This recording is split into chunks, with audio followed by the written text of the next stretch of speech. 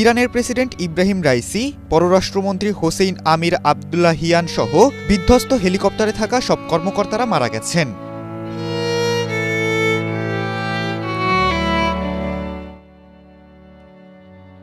ইরানি সংবাদ মাধ্যমের বরাত দিয়ে আল জাজিরা জানিয়েছে, বিধ্বস্ত হেলিকপ্টারে ছিলেন পূর্ব আজারবাইজান প্রদেশের গভর্নর মালেক রহমাতিও।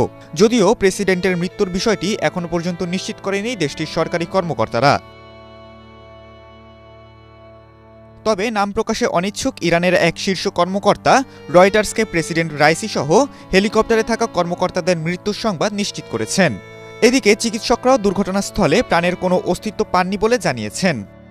এর আগে রোববার আজারবাইজানের সীমান্তবর্তী এলাকায় দুই দেশের যৌথভাবে নির্মিত একটি বাঁধ উদ্বোধন করতে যান ইব্রাহিম রাইসি।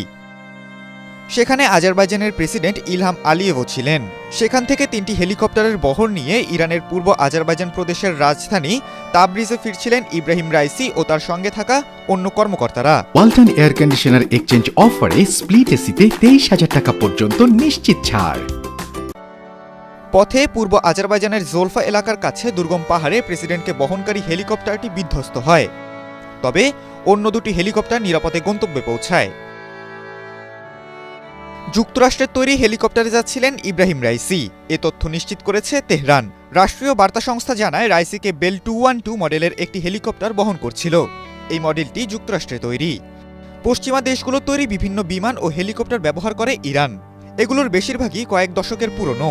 খবরে বলা হয়, 1979 সালের বিপ্লবের পরে যুক্তরাষ্ট্রের এটি ইরানের কাছে বিক্রি করার কথা নয়। সেই হিসেবে উড়োযানটি অন্তত 45 বছর পুরনো। বহু আন্তর্জাতিক নিষেধাজ্ঞার জেরে অনেক সময় এসব উড়োযানের যন্ত্রাংশ সংগ্রহ করা সম্ভব হয়ে ওঠে না দেশটির। ইরানের বিমান বাহিনীর বহরেও বেশিরভাগ বিমান 1979 সালের ইসলামিক বিপ্লবের আগে কেনা। এর আগেও আকাশপথে দুর্ঘটনায় দেশটির অনেক গুরুত্বপূর্ণ ব্যক্তি নিহত হয়েছেন। প্রতিরক্ষা ও বিভিন্ন সময়ে পরিবহন মন্ত্রী, ইরানের রেভলিউশনারি গার্ড ও সেনাবাহিনীর কমান্ডার বিমান বা হেলিকপ্টারে বিধ্বস্ত হয়ে প্রাণ হারিয়েছেন। খালিদুল ইসলাম তানভীর, এটিএন বাংলা।